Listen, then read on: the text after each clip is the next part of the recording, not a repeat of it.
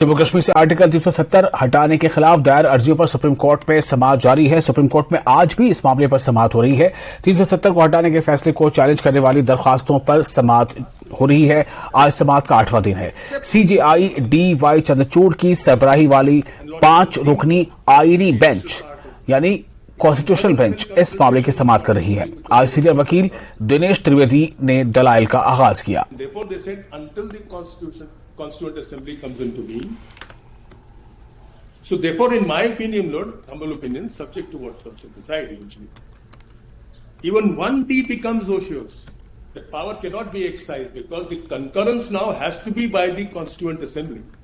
It cannot be, and that is what T2 says. कल 370 पर supreme court में समाअत के 7 दिन पूरे हो गए हैं और आज 8वां दिन है। आज क्या कुछ रहने वाला है और किस तरीके से आज 370 के हक में जो दलाइल हैं वो वकला देने वाले हैं, वो सुप्रीम कोर्ट में तमाम समाअत होगी। लेकिन ज्यादा गुफ्तगू के लिए हमारे साथ मौजूद हैं अवामी नेशनल कॉन्फ्रेंस के नायब सदर मुजफ्फर शाह साहब।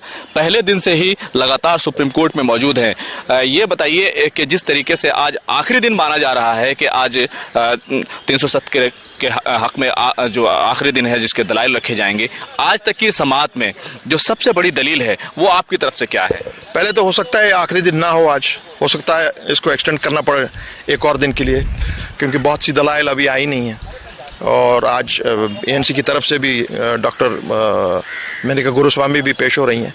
सो देखिए क्या होता है। अभी तक तो बहुत ही अच्छा ये मामला चल रहा है, क्योंकि ऑनलाइन है सारा, आप पूरा वर्ल्ड मोबाइल से देख सकता है, ढकी छुपी बात नहीं है। तो अभी तक जो मैं एक पटिशनर की हैसियत से आपको बता सकता हूँ कि न तो आप जम्मू कश्मीर के आइन को तोड़ सकते हैं, ना आप जो रास्ता आपने इख्तियार किया 5 अगस्त को कॉन्स्टिट्यूशन को तार तार करते हुए, वो रास्ता जो आपने इख्तियार किया था, जो एब्रोगेशन आपने की, वो गलत है। अब माननीय सुप्रीम कोर्ट के सामने है, सारा चिट्टा खोल के रखा गया है, एक एक बारीकी से एक एक चीज को देखा गया है कि क्या हुआ है। आप स्टेट को तोड़ सकते हैं क्या? नहीं तोड़ सकते हैं। अब्रोगेट कर सकते हैं? नहीं कर सकते हैं। कॉन्स्टिट्यूशन जम्मू एंड कश्मीर को कलअदम करार कर सकते हैं? नहीं कर सकते हैं। सो अब फैसला इनके सामने है, दूसरा पक्ष भी आपने अपनी बात कहेगा। यहाँ पर बात हो रही है कॉन्स्टिट्यूशनैलिटी की। क्या आपने कॉन्स्टिट्यूशन के तहत फैसला सही लिया या गलत? कॉन्स्टिट्यूशन में क्या लिखा हुआ है वो बात है।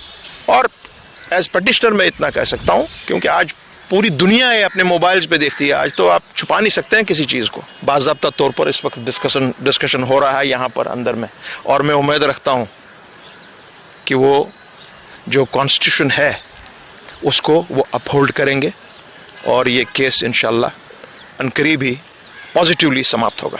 बहुत बहुत शुक्रिया। Thank you. Khurram Shahzad, news 18 Delhi.